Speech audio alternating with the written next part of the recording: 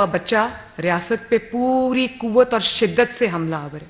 और एक बात मैं आपको और बता दूं, रियासत अगर किसी को पकड़ना चाहे तो ये 5 मिनट से ज्यादा का काम नहीं होता। रियासत किससे आप जीत नहीं सकते, रियासत के पास पूरी ताकत मौजूद है। फर्क सिर्फ ये है कि रियासत नहीं चाहती कि कोई खून खराबा हो, कोई पुलिस का अफसर या जवान जान से हाथ धो बैठे, या कोई भी सिक्योरिटी फोर्स का जो रुकन है या मेंबर है वो जख्मी हो, या फिर कोई सियासी कारकुन चाहे उसका ताल्लुक पीटीआई से क्यों ना हो, उसको कोई नुकसान पहुंचने का अंदेशा हो। अगर ये कंसिडरेशंस ना हो, ये कंसर्न्स ना हो, तो इमरान को पकड़ना 5 मिनट से ज्यादा का काम नहीं है, ये मैं आपको बता दूं।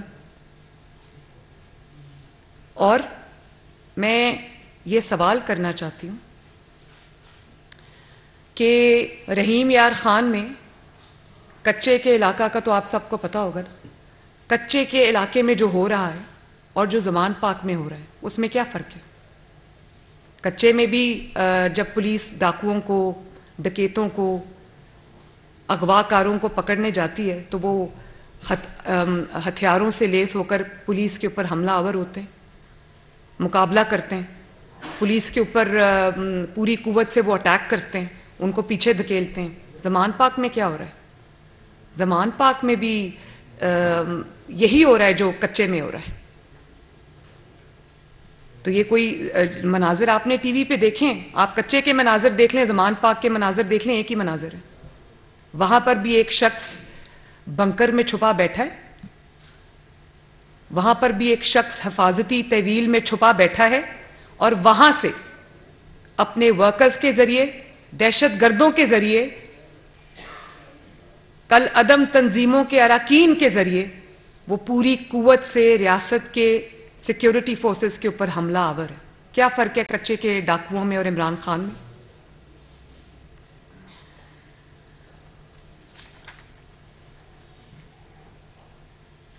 और आप ये देखें कि ये वही शख्स है जो आज फिजिकली रियासत के ऊपर हमला आवर है, लेकिन रियासत के ऊपर हमला आवर ये अब से नहीं है। जब 2018 में इसकी हुकूमत आई, इसी तरह का हमला इसने पाकिस्तान की इकोनॉमी पे किया, मईशत पे किया, लैंड माइन्स बिछाई, बारूदी सुरंगें बिछाई। आज तक जिसका खमियाजा जो है वो पाकिस्तान भुगत रहा है, जिसके असरात पाकिस्तान में आज तक हैं, पाकिस्तान अभी उससे निजात नहीं हासिल कर सका। वही इसने, जब इसको पता चला कि ये हुकूमत से जा रहा है, तो वो साइफर वाली स्टोरी बना के ये ले आया, कहानी बना के वो झूठ घड़ के ले आया, और हर जलसे में, जुलूस में वो साइफर वाला कागज जो था वो लहराता था, और पाकिस्तान के ताल्लुकात दूसरे ममालिक के साथ मुश्किल में डाल के, जेपडी में डालकर, खराब करके, खुद ये हाथ जोड़ के अमेरिका से माफी मांगकर ये ताल्लुकात बेहतरी के लिए आज कोशिश कर रहा है। इसने वहां पर जो लोग एम्प्लॉय किए हुए हैं, जिनको ये पैसे दे रहा है डॉलर्स के अंदर के अमेरिका से मेरे ताल्लुकात बेहतर कराओ, पाकिस्तान के ताल्लुकात दूसरे ममालिक से खराब करके ये पैसे देकर अपने मामलात जो है वो ठीक कर रहा है। और आप आज देखें, ज़ल्मे खलीलजाद का स्टेटमेंट आया है इसके हक में। ज़ल्मे खलीलजाद साहब को मैं पूछना चाहती हूँ कि इसके दौर में जो बदतरीन तशद्दुद, बदतरीन इंतकाम, बदतरीन विक्टिमाइजेशन तमाम अपोजिशन पे हो रहा था, उस वक्त ज़ल्मे खलीलजाद साहब चुप क्यों बैठे थे? और आज उनको ये हक किसने दिया है कि वो पाकिस्तान के अंदरूनी मामलात में बोलें? वो ये भी जरा फरमा दें कि पूरी दुनिया के मुहज़्ज़िब ममालिक के अंदर जब कोई शख्स कानून को इवेड करता है, अदालतों के अहकामात को पांव के नीचे रोनता है, अदालत बुलाती है, जाता नहीं है, फोर्स इस्तेमाल करता है, तो उसके बारे में दुनिया क्या कहती? उसके साथ ये सलूक होना चाहिए जो इमरान खान के साथ हो रहा है। उसके बारे में इनका क्या कहना है? मैं ये सवाल करती हूं। पाकिस्तानियों ने इस चीज का बहुत बुरा बनाया है। उस वक्त वो क्यों खामोश थे जब इमरान के 4 साला दौर में बदतरीन तशद्दुद सहाफियों के साथ किया गया? उनको सच बोलने की पैदाश में पेट में गोलियां मारी गई, हड्डियां तोड़ी गई मार मार के,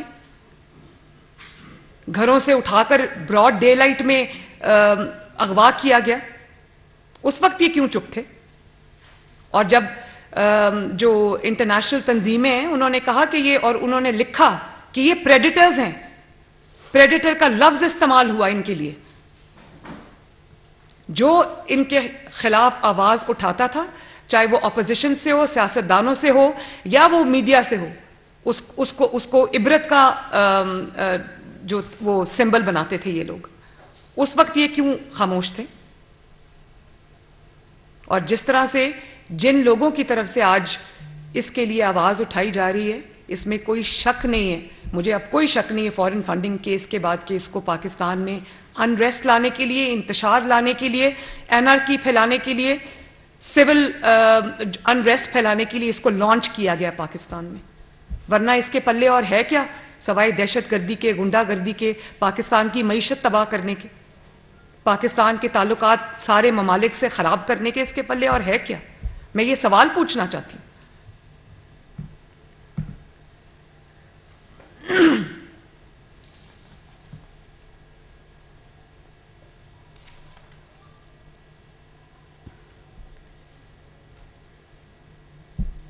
और फिर आप ये देखें कि 3 दिन से इंटरनेशनल मीडिया पे इंटरव्यूज दे रहा है, झूठ बोल रहा है, पाकिस्तान का चेहरा दागदार करके बता रहा है, झूठ बोला। और चंद एक एंकर्स ने इसके झूठ पकड़े भी, उनको झूठ बोल रहा है कि मेरी तो 18 तारीख तक मेरे पास बेल थी। इसके पास कोई 18 तारीख तक बेल नहीं थी। अगर 18 तारीख तक बेल थी तो जब कोर्ट ने पुलिस भेजी पकड़ने के लिए, तो क्यों नहीं जाके कहा, बेल का कागज दिखाया कि देखो मेरे पास ये बेल है? उस वक्त हाथ से लिखी हुई अंडरटेकिंग क्यों दे रहा है? जब बेल थी तो अंडरटेकिंग की क्या जरूरत है? वो तो बेल का कागज ही काफी है। झूठ बोल के बता रहा है कि मेरे पास बेल है 18 तारीख तक। पूरी दुनिया के सामने झूठ बोल रहा है। पाकिस्तानी कौम से तो झूठ बोलने की इसकी रिवायत पुरानी है। इंटरनेशनल मीडिया पे एक शख्स इंप्यूनिटी के साथ, बेशर्मी के साथ, ढिठाई के साथ झूठ बोल रहा है, और वो इंटरनेशनल मीडिया पे इसको पता है कि वो चेक हो जाएगी, इसके पास बेल नहीं है 18 तारीख तक। और फिर कहता है ये मुझे गिरफ्तार करके बलोचिस्तान भेजना चाहते हैं, इसलिए मुझे गिरफ्तार करना चाहते हैं। भाई तुम्हें गिरफ्तार करके बलोचिस्तान नहीं भेजना चाहते, तुम्हें गिरफ्तार करके अदालत में पेश करना चाहते हैं। अदालत क्या करे जब उसके हुक्म पे अमल दरामद के लिए पुलिस इसको पकड़ती है, और क्योंकि अदालत में पेश नहीं होता। हर किसी को कहता था कि भाई अगर चोरी की है तो तलाशी क्यों नहीं देते? आप ये देखो कि पहले इसने डिफर करने के अदालतों के कि मुझे पेश ना होना पड़े, क्योंकि केस सारे सच्चे हैं, कोई एक केस भी झूठा नहीं है। बड़ा मुंह खोल के आराम से कह देता है मेरे पे 100 केसेस पूरे बन गए तो एक केस बचाओ तो तुम पे झूठा बना है। मैं बार बार ये बात कहती हूँ, टिरियन वाइट वाला केस झूठा है, फॉरेन फंडिंग वाला केस झूठा है। फॉरेन फंडिंग वाला केस अगर झूठा है तो 7 साल क्यों सांप बन के उस केस पे बैठे रहे? उसको खुलने नहीं दिए और डिलेइंग टैक्टिक्स यूज किए। टिरियन वाइट वाला केस अगर झूठा है तो जाओ अदालत में कह दो वो मेरी बेटी नहीं। तोशा खाना वाला केस अगर झूठा है तो जाओ कह दो मैंने चोरी नहीं की। किसने रोका है? मैं तो अपनी मिसाल दूंगी। मेरे पर जब झूठा इल्जाम लगा तो मैं तो 100 से ज्यादा पेशियों में शरीक हुई, और झूठा इल्जाम लगा, झूठी सजा मिली, लेकिन कानून का तमाशा नहीं बनाया। कानून के आगे पेश हुए, फैसला पसंद था नापसंद था, मुनसिफाना था गैर मुनसिफाना था, उस चीज से कतई नजर पाकिस्तान के कानून को पांव की जूती के नीचे नहीं रोता। एक एग्जाम्पल सेट की कि अगर सच्चे हो तो एक दिन आएगा जब आप इंशाअल्लाह ताला बरी होके सामने आओगे। तो ये किसको बेवकूफ बना रहा है? बलोचिस्तान भेजना चाहते हैं? भाई बलोचिस्तान नहीं भेजना चाहते, अदालत भेजना चाहते हैं।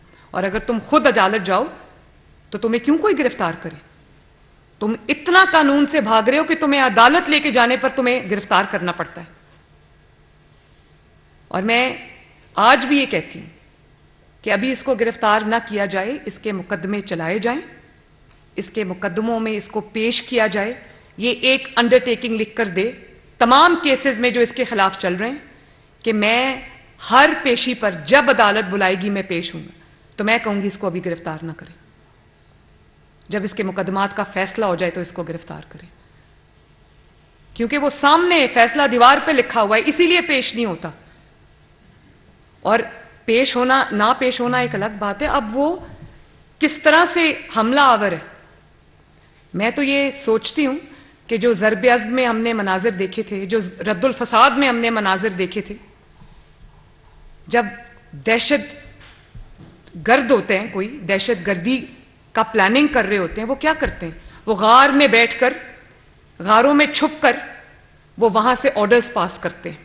पॉलिटिकल तरीकों में, जमहूरी तरीकों में, जब किसी मकसद के लिए कोई पाकिस्तान के सियासतदान या किसी भी मुल्क के सियासतदान जब कोई तहरीक चलाना चाहते हैं, जब कोई कैंपेन चलाना चाहते हैं, जब कोई जमहूरी तहरीक चलती है, तो हमने तो यही देखा है कि जो सियासी लीडर होता है या जो जमात का सरबराह होता है, वो फ्रंट से लीड करता है, वो सबसे आगे होता है, लोग उसके पीछे निकलते हैं।